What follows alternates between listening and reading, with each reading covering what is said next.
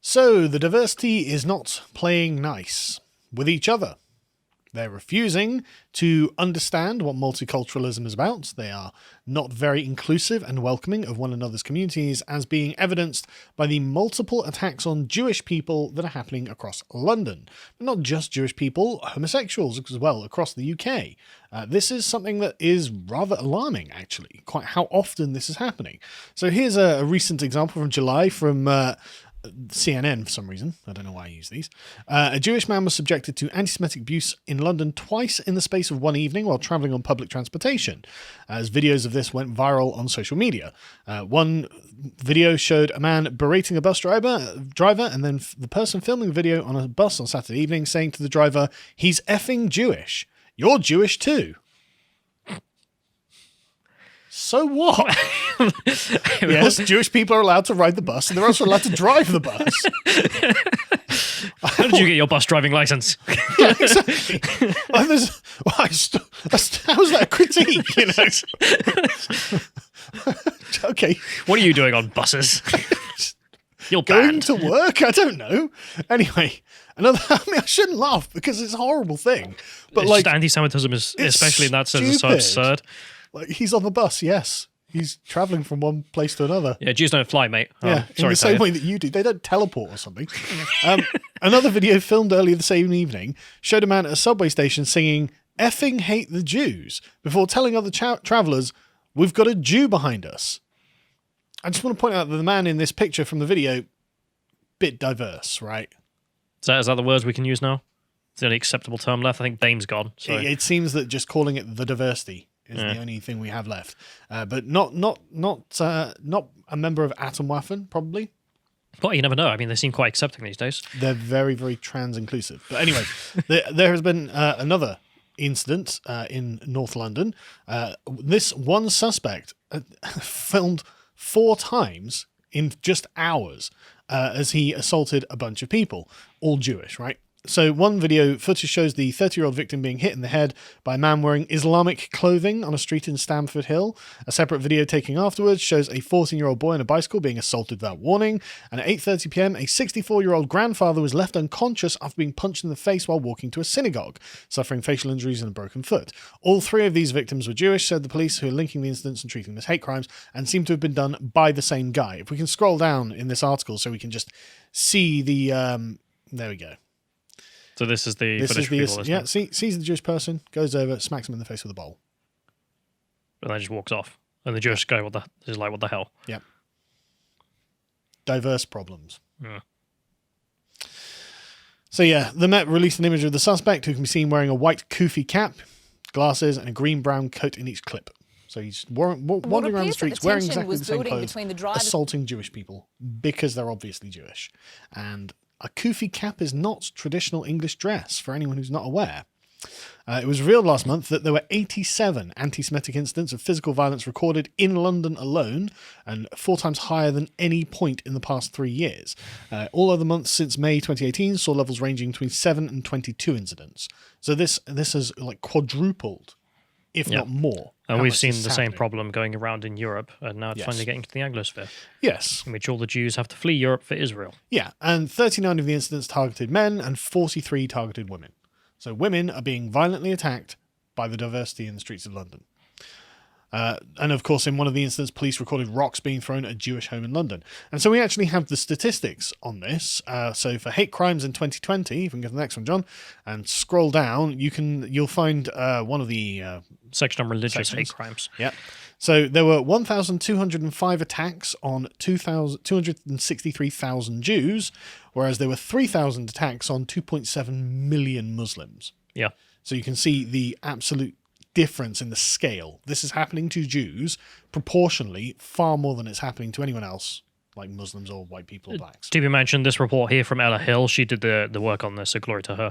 She did the section, and the Home Office only released a statistic showing that 50% of all religiously motivated hate crimes were on Muslims, and that was it. Which, of course, gives you the impression that there's a huge problem of, anti-Muslim hate crimes. Except when, of course, you compare it to the number of Muslims in the country versus the number of Jews.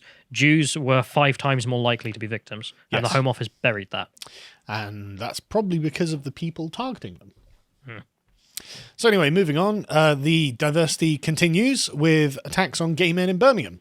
This looks pretty horrific, doesn't it? Yep. Covered in blood for anyone not watching the screen. Police in Birmingham are investigating after 2 gay men were the victims of an appalling homophobic attack in the city's gay village over the weekend. Both men in their 30s, were outside the missing bar on Bromsgrove Street when a group of men in an SUV shouted homophobic abuse at them before physically assaulting the pair with bottles. One of the 2 men received lacerations in the head and hands, while the second man was knocked unconscious and suffered cuts to the head and arms. Police say they are carrying out urgent inquiries to identify the attackers and the vehicle. Want to hear the description, Callum? Is it Ron and Patrick? Those are the victims? That's right. It was Paddy and Jocko. No, it wasn't, obviously. It was men being described of Middle Eastern or Asian descent. Yeah. One of them was arrested. We don't actually get his name, but 2 other men, Sahil Khan and Ishaq Ayaz, are wanted for questioning about the attack. So if we can go to the next one, John, just see our reporting on it. I wonder, was there information about them? Presumably they're British, as in British passport holders. Undoubtedly, yeah. I have to wonder if they were born and raised in Britain, because this is another aspect of this story that gets left by the wayside sometimes. Yep. It's all well and good to say, well, if you import people from around the world, you get their views along with them, and that's a problem. I have to wonder if the ethnic enclaves we've created in the UK are also perpetuating those down the generations. So it's hard to imagine. Something on my mind. I mean, being so young, like... Well, that's the point, isn't it? Yeah. It's probably something to do with an ideological position that they hold. Possibly faith-based. But anyway, enough of that, because that's not true Islam. Moving on to an attack in Liverpool. Liverpool? Or Paddy's? Or... Are they the diversity? They might be diverse. I think the Celts count as diversity at this point. So... Police were called to a Tesco grocery store at like 12:25 a.m. after one man had been assaulted because he had addressed someone he was talking to as love. And he said, love, why would you say love? Only F words would say love. And he says, well, I am an F word. And he's like, you what? And he says, I am an F word because I'm not ashamed to say it. And then the man started punching him. So we don't know anything about the man, though. I looked around to try and find any kind of information about what this man looks like. No information at all. I love the gay guy there. That's really based. Where he's just like, I own it. Yeah, I am. So, and what? Yeah, and what? Well, and what was a beating. But we don't know anything about the man. But while he was defending himself, a couple of other men who knew the first man joined in attacking him. So it turned into a gang beating. I don't know what the guys look like, so who knows? And there was also an attack in Edinburgh. We can go to the next one. This was in front of a crowd. An eyewitness told the advocate that they saw 4 men punching, kicking and spitting on a man lying on the ground. Witnesses called the police. Assailants ran off with the victim's belongings. One of the victims was sent to hospital for treatment. The authorities say that neither man suffered serious injuries. The attackers called them homophobic slurs as they assaulted the men who the witness said identified themselves as a married couple. No one tried to stop the attack according to witnesses, and some even laughed that it happened. Again, no information on the attackers.